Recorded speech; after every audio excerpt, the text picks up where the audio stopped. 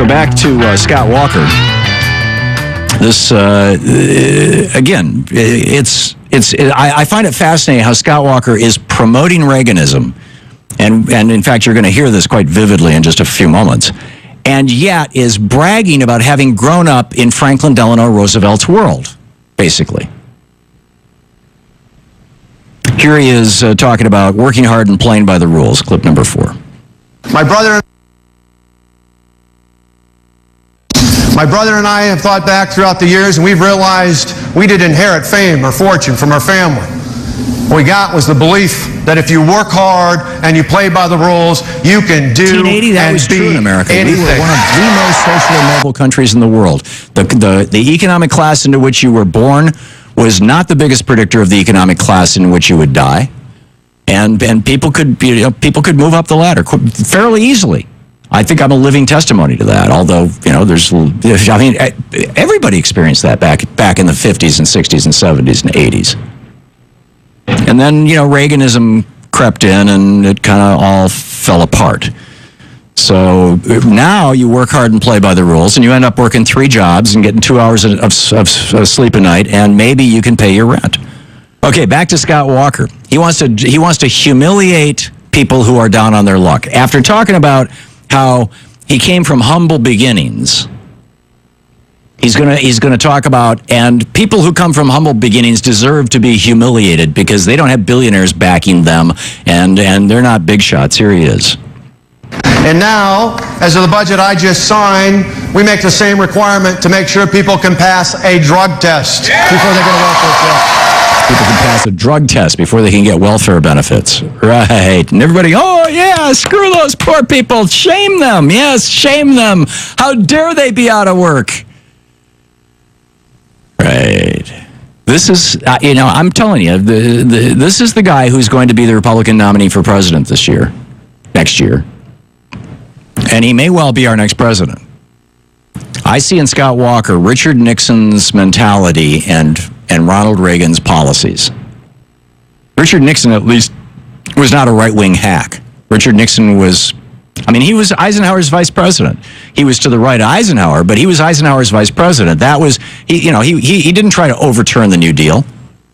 He didn't try to do away with unemployment benefits or do away with the minimum wage or cut Social Security or privatize it or, do away with, none of that stuff.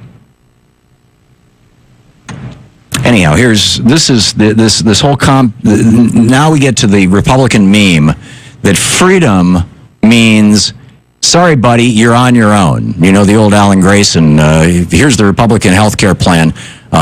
Number 1, don't get sick. Number 2, if you do get sick, die quickly. Here's Scott Walker talking about that. You see, that's freedom. The kind of freedom that's the cornerstone of the American dream. And so we've got a plan to help more people live that dream. A plan that will help more people create more jobs and higher wages. And you know what it starts with?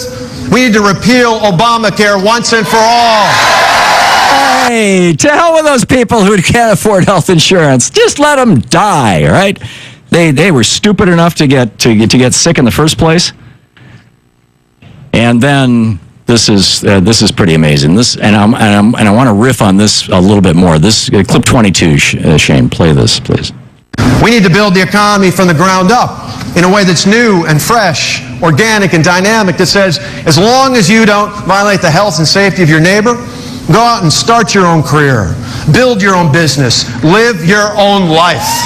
See, now, as long as you don't violate the health and safety of your neighbor, what he's talking to is the core libertarian talking point that informed the Lochner Court in 1905 when the Supreme Court, in the Lochner case, this was a case of bakers in New York. New York had a law that said that a baker can't work more than 10 hours a day, or if they do, you have to pay them overtime or something to that effect.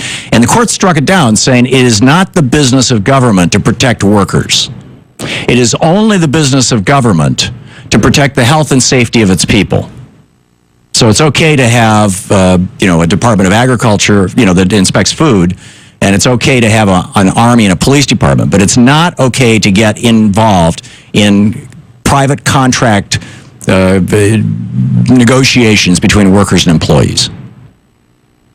This is the most fundamentalist of the libertarian ideas.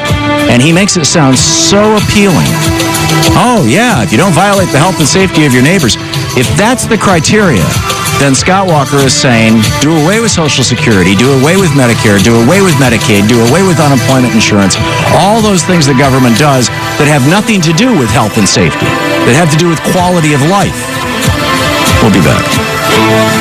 You're listening to the Thom Hartmann Program. Call 202-536-2370. And we're only about a quarter of the way through these clips, but I'm going to be picking up your calls after the break, and we'll get back to the clips a little later on in the show.